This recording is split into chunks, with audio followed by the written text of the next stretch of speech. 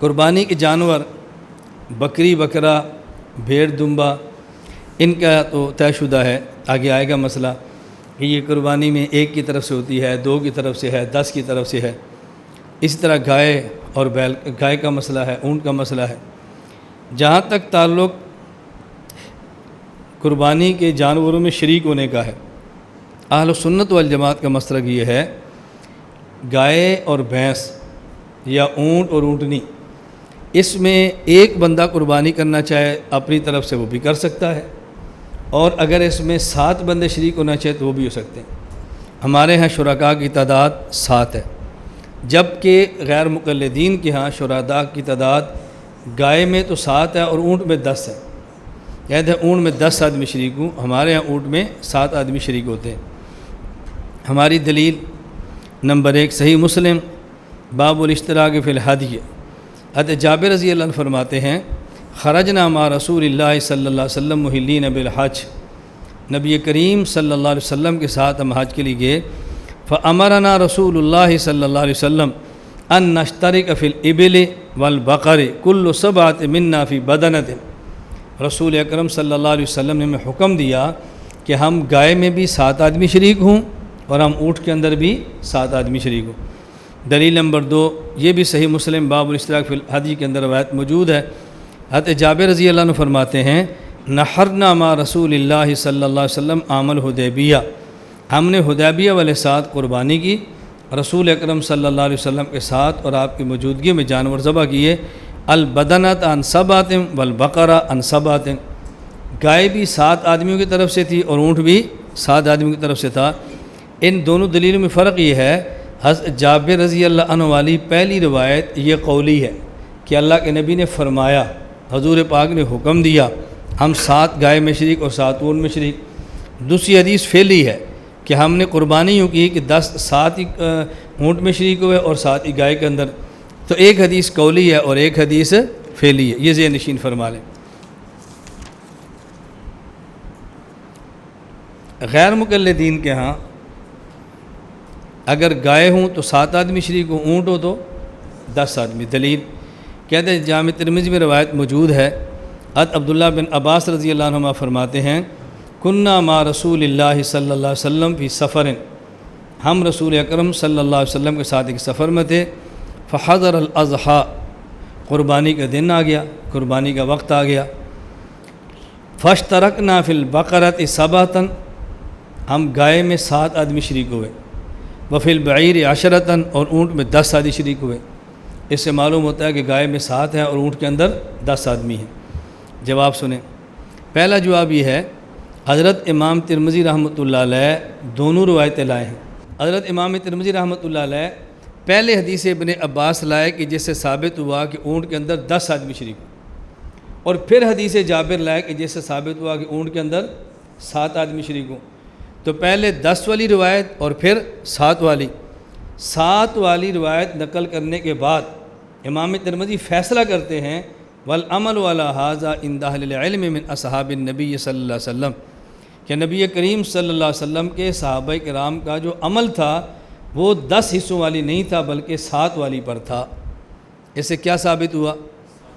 نہیں سمجھے، اس سے ثابت کیا ہوا کہ امام ترمذی نے حدیثیں 2 نقل کی، اور پھر دونوں حدیثوں میں سے صحابہ کا عمل کس پر تھا؟ وہ 10 والی پر نہیں تھا بلکہ 7 والی پر تھا۔ اور ضابطہ کیا ہے؟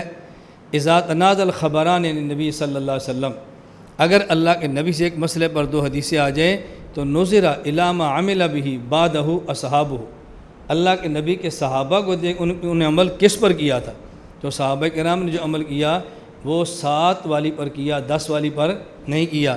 صحابہ کرام نے 10 حصے والی حدیث کو چھوڑا، وہ حدیث متروک ہو گئی، اور 7 والی پر عمل کیا تو یہ حدیث معمول ہو گئی۔ اب امام ترمذی بتانا چاہتے ہیں کہ حدیث ابن عباس جس سے ثابت ہے ان میں 10 آدمی شریک ہوں، یہ حدیث عملاً متروک ہے، اور حدیث جابر جس سے ثابت ہے کہ اونٹ میں 7 آدمی شریک ہوں، یہ حدیث معمول ہے۔ تو جب 2 حدیثیں آ جائیں، ایک صحابہ کے متروک ہو جائے، ایک صحابہ کا معمول ہو جائے، عمل اس پہ کرتے ہیں جو حدیث معمول ہونا کہ حدیث متروک ہو۔ یہ بات سمجھ آ گئی؟ اس کو تھوڑا سا اور میں دوسرے انداز میں کہہ لوں، اس کو ذرا سمجھ لیں۔ سنت کسے کہتے ہیں؟ سنت کہتے ہیں الطریقۃ المرضیۃ المسلوکۃ فی الدین، ایسا طریقہ جو پسندیدہ بھی ہو اور پھر وہ طریقہ آگے چلا بھی ہو۔ اب اس عمل پیغمبر کو لے کر چلنے والے صحابہ کرام ہوتے ہیں، تو رسول اکرم صلی اللہ علیہ وسلم کی وہ حدیث جس کو لے کر صحابہ چل پڑیں اس کو سنت کہتے ہیں، اور جو اس کو لے کر صحابہ نہ چلیں نہ پھیلائیں وہ حدیث کی حد تک رہتی ہے، سنت نہیں بنتی۔ تو سنت بننے کے لیے ضروری ہے اس عمل کو صحابہ کرام آگے لے کر چلیں۔ تو صحابہ کرام نے 10 والی حدیث کو چھوڑ دیا اور 7 والی کو لیا، تو معلوم اب آپ کا سنت جو محبوب طریقہ ہے وہ 10 والا نہیں ہے بلکہ 7 والا ہے۔ جواب نمبر 2 سمجھیں، اگر ایک مسئلے پر 2 حدیثیں ہوں اور ایک محدث اس مسئلے پر دونوں حدیثیں نقل کرے، تو عام طور پر محدثین کا مزاج اور مبارک عادت یہ ہے کہ ان کے ہاں جو حدیث منسوخ ہوتی ہے اس کو پہلے ذکر فرماتے ہیں، اور جو حدیث ان کا ناسخ ہوتی ہے اس کو بعد میں ذکر فرماتے ہیں۔ حضرت امام نووی رحمۃ اللہ علیہ نے باب الوضوء مما مست النار کے تحت یہ ضابطہ بیان فرمایا ہے۔ وہ ایک حدیث بیان فرمائی کہ رسول اکرم صلی اللہ علیہ وسلم ارشاد فرمائے الوضوء مما مست النار، اگر آگ پر پکی چیز کو بندہ استعمال کرے، مثلا چائے پی لی، کہتا ہے وضو ٹوٹ جائے گا، روٹی کھائی وضو کے بعد وضو ٹوٹ جائے گا، اگر وضو کیا اور پھر کھانا استعمال کیا سالن، وضو ٹوٹ جائے گا۔ پھر حدیث لائے حضرت امام مسلم رحمۃ اللہ علیہ کہ رسول اکرم صلی اللہ علیہ وسلم نے وضو فرمایا، نماز کے لیے تشریف لے جانے لگے، آپ کی خدمت میں گوشت اور روٹی ہدیے میں پیش گئی، آپ نے اس کو استعمال فرمایا، وما مسامان، اور آپ نے وضو نہیں فرمایا۔ اب ایک حدیث سے ثابت کہ آگ پر پکی چیز کے استعمال سے وضو ٹوٹ جاتا ہے، اور پھر حدیث لائے جس سے ثابت کہ آگ پر پکی چیز کے استعمال سے وضو نہیں ٹوٹتا۔ ہم پہلی والی عمل کریں یا بعد والی پر؟ امام نووی رحمہ اللہ فرماتے ہیں ھذہ عادت مسلم وغیرہ من ائمۃ الحدیث یذکرون الاحادیث التی یرون منسوخۃ ثم یعقبون بالناسخ۔ امام مسلم اور دیگر محدثین کی مبارک عادت یہ ہے ان کے جو حدیث منسوخ ہو پہلے لاتے ہیں اور جو ان کا ناسخ ہو وہ بعد میں لاتے ہیں۔ امام ترمذی اونٹ میں 10 آدمی شریک ہوں یہ حدیث پہلے لائے ہیں، اور اونٹ میں 7 آدمی شریک ہو یہ حدیث بعد میں لائے ہیں، تو معلوم ہوا کہ اونٹ میں 7 آدمی شریک ہوں یہ حدیث منسوخ ہے، اور اونٹ میں 7 آدمی شریک ہو یہ حدیث ناسخ ہے۔ تو ہم یہ نہیں کہتے کہ آپ کا مسئلہ حدیث سے ثابت نہیں ہے، ہم کہتے ہیں حدیث سے ثابت ہے لیکن وہ حدیث منسوخ ہے۔ اب کوئی بندہ کہ جی میں کلمہ پڑھتا ہوں لا الہ الا اللہ موسیٰ کلیم اللہ، آپ اس کو مسلمان کہیں گے؟ نہیں، کافر ہے۔